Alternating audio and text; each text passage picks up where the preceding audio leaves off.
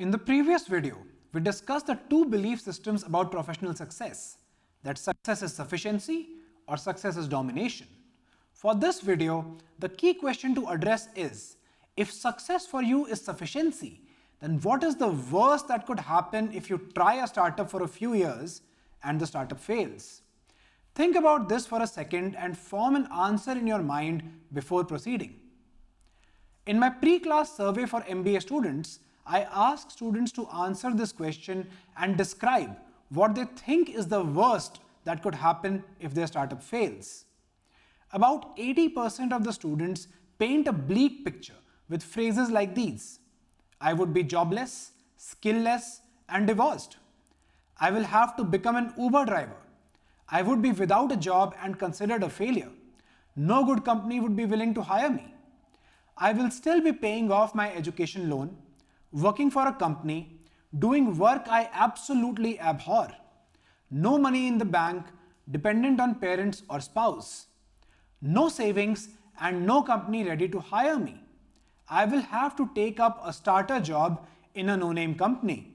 And this final poignant example, the worst that could happen is all my savings wiped out, can't get a job, moved to a small apartment, kids shifted to public school, sold off my car, wife threatening to leave me.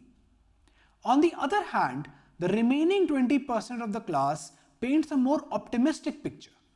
I will be searching for a job in a growth phase startup. I would land up with good pay in a sector in which I was exploring my startup idea. I will have to come back to my current job at the same level. I will not lose anything professionally except not being able to fulfill my personal commitments. So, which side of this debate are you on? The left side with 80% of the students, or the right side with 20% of the students? Note that this debate is not about any financial loss or loss of opportunity that you may suffer while you're running the startup. Both sides obviously agree that you may suffer financial loss if your startup fails. The debate is about where you land up in your career after your startup has failed.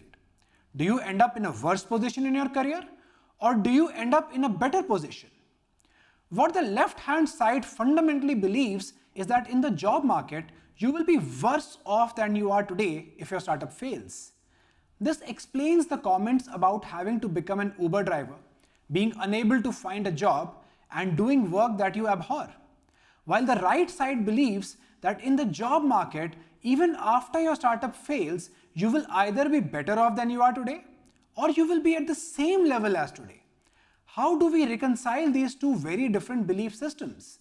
In this case, looking for actual data helps. Take a minute and think about examples of people from your country and your education level who started a company in the recent past and who had to accept a position of lower pay after their startup failed. Next, think about people who started a company and although their startup failed, they themselves ended up in a better job, or at least at a job that is similar to what they were doing before they started up. How many examples can you think on the left side?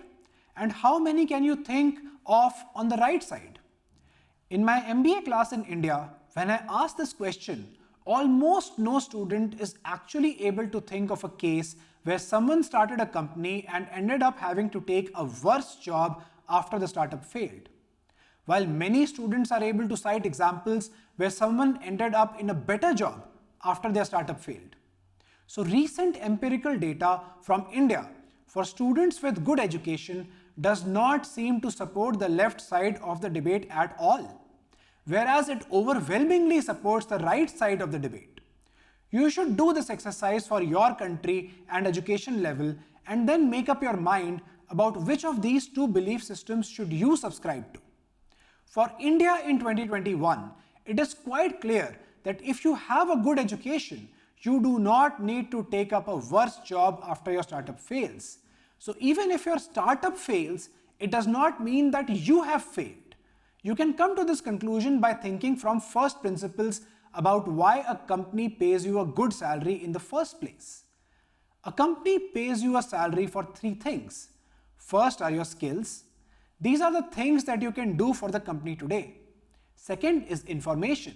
These are things that you know that can be of use for the company. And third is your social capital, which is the network of people you know and how well you know them.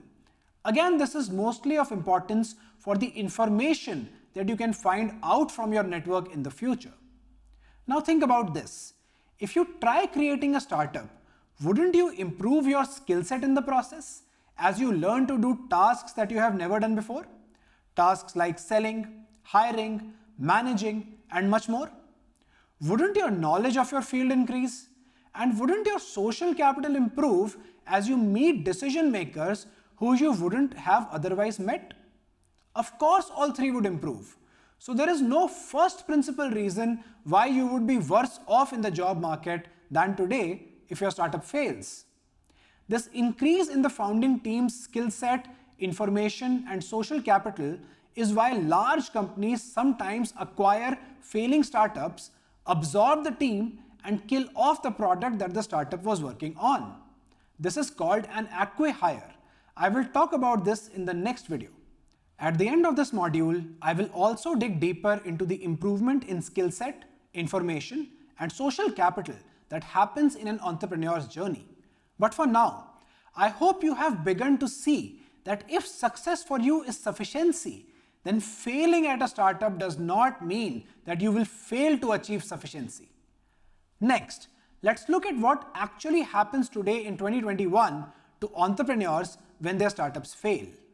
Hey there, I'm KJ Saxena, founder of Relentless VC. The video you just watched is part of the Venture Capital and Entrepreneurship specialization, which is available absolutely for free on relentless.ventures. Go check it out.